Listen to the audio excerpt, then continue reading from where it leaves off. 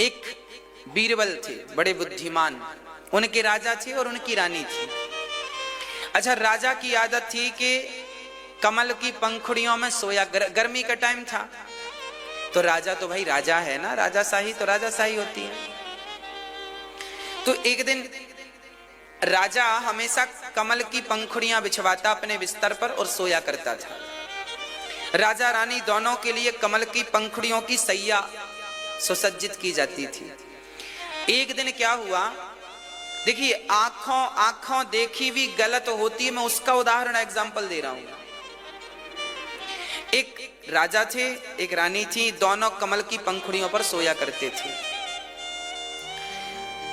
अच्छा, जो कमल की पंखुड़ी बिछाने आया करता था माली, उसका नियम था कि रोज इतने बजे आना है, कमल की पंखुड़ियां बिछाना है।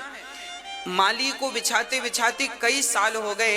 एक दिन वो माली कमल की पंखुड़ियां बिछा रहा था, तभी बढ़िया सुंदर हवा चलने लगी, बढ़िया सुंदर वातावरण था। उसके मन में क्या सूझी पता नहीं माली के। जब पूरी सैया तैयार हो गई तो जहां राजा सोया करते थे उसको लगा मैं भी देखूं क्या मजा आता है इसमें। तो जहां राजा सोते थे वो वहां सो गया। सो क्या गया, उसको लगा लेट कर देखूं, तो वो वहां पर, उसको लगा मैं भी ठीक कर दूंगा क्योंकि मैं ही तो सैया बनाता हूं, बिगड़ जाएगी तो मैं फिर से फूल लगा दूंगा, ठीक हो जाएगी। माली सैया पर लेट गया और जब लेटा, बढ़िया हवा थी, बढ़िया ठंडी ठंडी पंखुड़ियां थी, उसकी आंख लग गई, अर्थात नींद आ गई, वो सो गया। तभी रानी आ गई। अच्छा, रानी आई तो रानी को क्या लगा राजा सो रहे हैं, क्योंकि वो पंखुड़ियों में थोड़ा धस गया, पंखुड़ियां ऊपर आ गई तो चेहरा दिखा नहीं, कुछ भी रहा होगा पर रानी को दिखा नहीं। रानी को लगा ये राजा है, क्योंकि उसमें तो केवल राजा सोया करते थे ना, तो बाजू में आकर के रानी भी लेट गई। रानी भी लेटी हैं। अब इतने में राजा साहब आ गए। राजा ने देखा ये कौन पुरुष सो रहा है। अब देखा तो माली। अब माली को देख करके उसे तो देश निकाला दे दिया, तू मेरी पत्नी के पास बैठा क्या कर रहा है। अब वो तो गया, उसे तो दंड मिल गया, पर रानी को अब क्या दंड मिले। रानी तुम गलत हो। अब रानी ने कहा महाराज हम गलत नहीं है, हमारे विचार गलत नहीं है, हमें तो लगा आप सो रहे हैं, केवल कंफ्यूजन हो गई। देखिए जीवन में कई बार गलतफहमी हो जाती है, हम गलत होते नहीं हैं पर आपको लगता है हम गलत हैं। ये गलतफहमी हो जाती है सबके जीवन में। और रानी गलत नहीं थी पर राजा ने गलतफहमी पाल ली, और कोई भी पाल लेता क्योंकि पुरुष सो रहा है। अब निर्णय कौन करे। अब निर्णय तब बीरबल को बुलाया गया। बीरबल ने कहा राजा साहब आंखों देखी भी गलत हो जाती है, आपने भले अपनी आंखों से देखी है पर गलत है, ये जो आप सोच रहे हैं वो गलत है। बीरबल तुम सिद्ध करके बताओ कि मैं कैसे गलत हूं। मैंने आंखों से देखा है। कई बार आप सुनी बात पर यकीन नहीं करते पर आंखों पर यकीन करते हैं, पर कई बार आंखों देखी भी झूठी हो जाती है। अब बीरबल ने सिद्ध किया। बीरबल ने कहा राजा साहब देखिए, रानी को उठाया गया, उस आदमी को उठाया गया, देखा गया तो वो गुलाब की सैया थी। रानी जहां पर लेटी थी वहां का गुलाब दबा हुआ था, वो आदमी जहां लेटा था वहां का कमल का पंखुड़ी दबी हुई थी और बाकी बीच में तो उठी हुई थी। इसका अर्थ यह हुआ कि ये केवल गलतफहमी के कारण रानी सो गई हैं। यहाँ इन दोनों के बीच में कोई गलत व्यवहार नहीं हुआ। इसलिए राजा साहब आपकी जो सोच है अभी वर्तमान में वो गलत है, ये दोनों गलत नहीं है।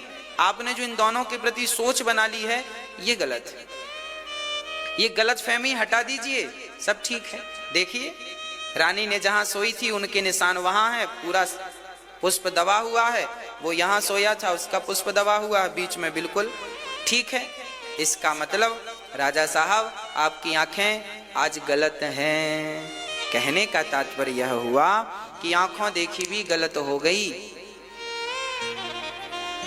इसलिए आप अपने जीवन में कोई भी निर्णय लें, आप कुछ भी देखने के बाद भी निर्णय लें तो विचार कर लें कि आपने जो देखा है क्या वो सही है,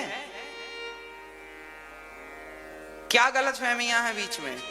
कई बार आप विचार नहीं करते, देखो राजा के भीतर संदेह हो गया, संशयात्मा विनश्यति पर मैं बात कर रहा था गीता के श्लोक पर, कि संशय हुआ रानी पर, राजा को।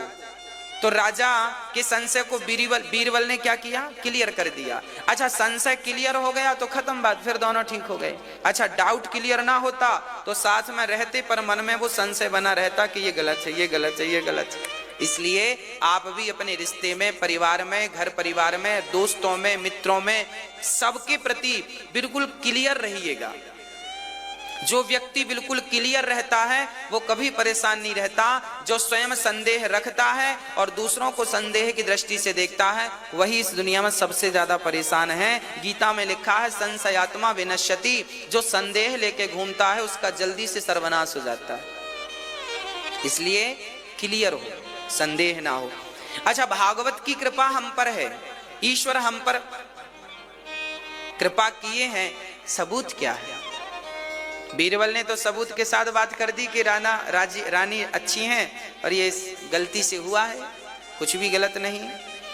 अब आपको कैसे पता चले कि आपके जीवन में भगवत कृपा है, ये प्रूफ कैसे किया जाए? बीरबल ने तो प्रूफ कर दिया, आप कैसे प्रूफ करेंगे कि आपके ऊपर भगवत कृपा है? अच्छा आप पर भगवान की कृपा है, इसे प्रूफ कर पाएंगे आप? हाँ या ना? कैसे करेंगे? देखिए भगवान की सबसे बड़ी कृपा का प्रमाण पत्र यही है कि उन्होंने आप लोगों को इस लॉकडाउन में, जो कि तमाम लोग डिप्रेशन में जा रहे थे, आत्महत्या कर रहे थे, ईश्वर की कृपा ने ही किसी भी प्रकार से उन्होंने आपको 7 दिन की भागवत सुना करके, 7 दिन नहीं, आपने तो, कई लोग बोलते हैं हम तो चैनल बदल रहे थे, अपने आप साधना चैनल लग गया, हमने कथा देख ली, कथा देखी तो रुक गए, ठहर गए, 1 घंटे की देखी, फिर 2 घंटे की देखी, फिर 1 दिन की देखी। अब तो ऐसा हुआ कि महीनों से हम 1 भी दिन छोड़ते नहीं हैं। इसका मतलब क्या है? देखिए ईश्वर की कृपा बोल रहा हूं आपको। लॉकडाउन के पहले बहुत सारे लोग भारत के आध्यात्म से नहीं जुड़े थे, भगवान से इतने नहीं जुड़े थे जितने अब जुड़ गए, कथा सुनकर जुड़ गए हैं। तात्पर्य क्या हुआ कि देखो जमाने पर औरों पर कृपा हो ना हो भगवान की, पर आप वृंदावन तक पहुंचे हैं तो आप पर तो कृपा है भगवान की। आप कथा सुन रहे हैं तो आप पर, औरों की मैं गारंटी नहीं लेता, और कैसे हैं कहां हैं राम जाने, पर जो टीवी के माध्यम से कथा सुन रहे हैं, जो अपने बच्चों को संवार रहे हैं, सुधार रहे हैं, संस्कारी बना रहे हैं, आप पर तो कृपा है ना। यही तो प्रत्यक्ष कृपा है। एक बहन मेरे पास आई, बोले गुरुजी मैं बिल्कुल मरने वाली थी, आत्महत्या करने वाली थी, इतनी डिप्रेशन में चली गई, पर कथा सुन के मैं अच्छी हो गई। क्या अर्थ है इसका? इसका अर्थ यही है कि ये भगवत कृपा ही तो है। इसे आप कृपा नहीं कहेंगे तो क्या कहेंगे? पहले आप बड़े अशांत रहा करते थे, पैसा बहुत था पर फिर भी अशांति थी। अब देखो कथा सुनते सुनते मन बिल्कुल शांत हो गया, आपके भीतर शांति आ गई। ये ईश्वर की कृपा नहीं, भगवत कृपा नहीं तो क्या है? पहले आप बड़े परेशान रहा करते थे, मन भटकता रहा करता था, अब पहले की अपेक्षा मन अब ज्यादा अच्छा है, ज्यादा शांत है, घर में ज्यादा सुख मिल रहा है, ज्यादा आनंद से रह रहे हैं, पति पत्नियों के झगड़े समाप्त हो गए, बहुत सारे बेटों ने माँ बाप की सेवा स्टार्ट कर दी। ये कृपा नहीं तो क्या है? कितने लोग हमसे कहते हैं गुरुजी हमारे बेटे ने तो चरण छूने शुरू कर दिए, हमारे बेटे ने तो चरण धुलना शुरू कर दिया, जो बेटा कभी समय निकाल कर आता नहीं था अब तो वो मेरे चरणों से जाता ही नहीं है, ऐसा परिवर्तन हो गया। तो परिवर्तन तो है। अब आप कहें महाराज जी उन पर परिवर्तन हो गया, हम पर क्यों नहीं हुआ? इसका भी कारण है। एक बार मां यशोदा यमुना जी में दीप दान करने गई, दीप दान किया। केवल मां यशोदा ने नहीं, नंद बाबा ने, ब्रजवासियों ने, गोपियों ने, ग्वाल वालों, मतलब हजारों लोगों ने दीप दान किया। पूरी यमुना जी जगमग जगमग जगमग जगमग जगमग जगमग जगमगा रही है, आहा दीपों से। तभी भगवान श्री कृष्ण बालू पर लेट गए पेट के बल, पेट के बल लेट गए यमुना के किनारे, और जो दिया किनारे किनारे बह रहे थे ना, दिया उठा उठा के भगवान कृष्ण, माँ यशोदा दिया दान करें, दीप दान, और कन्हैया उठा उठा के उसे दिया को किनारे रखते जाएं, दीपक उठा के। मैया बोली लाला लाखों दिया बह रहे हैं यमुना में, तू कितने दीपक को उठावे गो? कन्हैया बोले मैया सारे दीपकन को मैंने ठेका थोड़ी ले रखे हो है, जो मेरे पास से गुजरते जावेंगी उनको उठा के अपने पास रख तो जाऊंगा। कहने का तात्पर्य यह है कि भारत में 135 करोड़ की आबादी है, भारत में 135 करोड़ लोग रहते हैं, तो क्या भगवान ने सबका ठेका लिया है? भगवान कहते हैं देखो ठेका तो मैंने सबका ही लिया है, पर याद रखना जो मेरे करीब से गुजरते जाएंगे उनको उठा उठा करके मैं उन्हें मुक्त करता जाऊंगा, उनके दुखों से मुक्त करता जाऊंगा। जो मेरे से दूर हैं, जो मेरे पास आते ही नहीं, अब मैं क्या करूं? गलती किसकी? तुम जाते क्यों नहीं भगवान के पास? क्यों नहीं उनसे संबंध बनाते? क्यों दूरियां बनाए बैठे हो? जाओ उनके पास, पुकारो उन्हें, वो सबका दुख दूर करते हैं, तुम्हारा क्यों नहीं करेंगे? तुम कभी गए ही नहीं उनके पास। याद रखना द्रौपदी ने जब तक भगवान को नहीं पुकारा तब तक भगवान ने उनकी रक्षा नहीं की।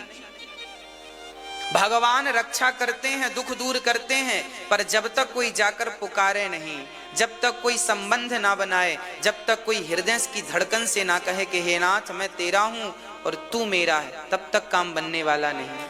इसलिए भगवान मेरे हैं, मैं उनका हूं, इस भाव से भगवान के दर्शन करने जाओ, उनसे नजदीकियां बनाओ।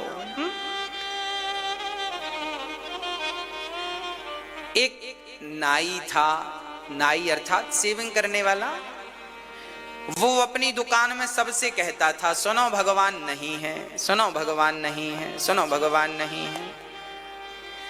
एक महात्मा जी को पता चल गया कि ये सबसे कहता है भगवान नहीं है, भगवान नहीं, ये प्रचार कर रहा है भगवान नहीं है। उसकी दुकान पर जो भी सेविंग करवाने जाता, बाल बाल कटवाने जाता, वो यही कहता भगवान नहीं है, भगवान नहीं। एक दिन महात्मा जी उसकी दुकान के बाहर खड़े होके बोल रहे थे सुनो नाई तो होता ही नहीं है, नाई तो होता ही नहीं है, नाई तो होता ही नहीं है। नाई बाहर निकला, क्यों भाई क्यों नहीं होता? मैं हूं नाई, क्या करना है? बाबा जी बोले यदि नाई होता तो मेरी दाढ़ी इतनी बड़ी कैसे हो जाती? नाई नहीं होता इसलिए तो मेरी दाढ़ी इतनी बड़ी हो गई।